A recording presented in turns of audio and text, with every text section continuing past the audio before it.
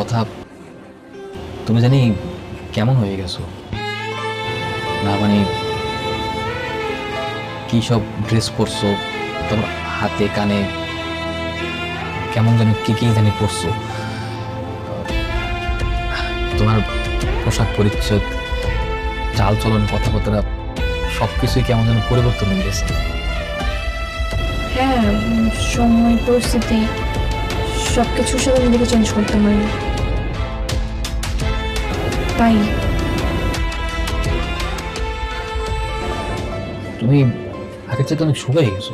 তুমি কি ঠিক মতো ভাত খাও না, নাকি 3 বেলা খাও না, কোনটা? পড়াশোনার মনে অনেক চাপ না? হ্যাঁ, অনেক চাপ, এজন্যই হয়তো।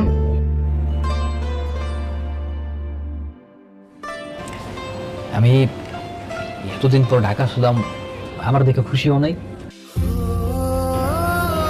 হ্যাঁ, খুশি হয়েছে তো, অনেক খুশি হয়েছে। আমি বুঝি অতটাও খুশি হও নাই। আগে তো পেলে আমার দেখতে লাভতে খুশি যে আমার জড়াই দরকার, জড়াই ধরে বলতে আছে নিশান আমি তোমার অনেক ভালোবাসি, তোমার অনেক মিস করছি, তুমি এতদিন পর আসছো, আমি অনেক খুশি হয়েছি।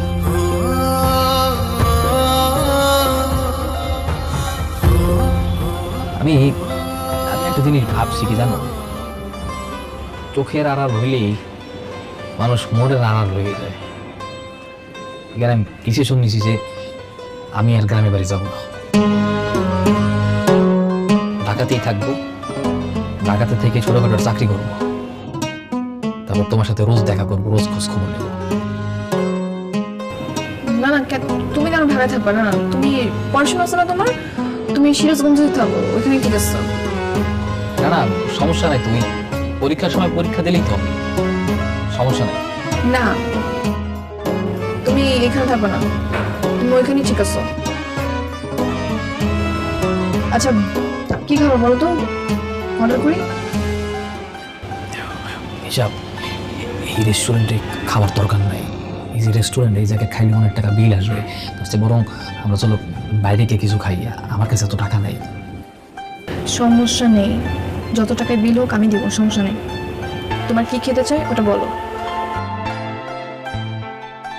আর শুনো, আমাকে নিয়ে এত দুশ্চিন্তা করার কিছু নেই।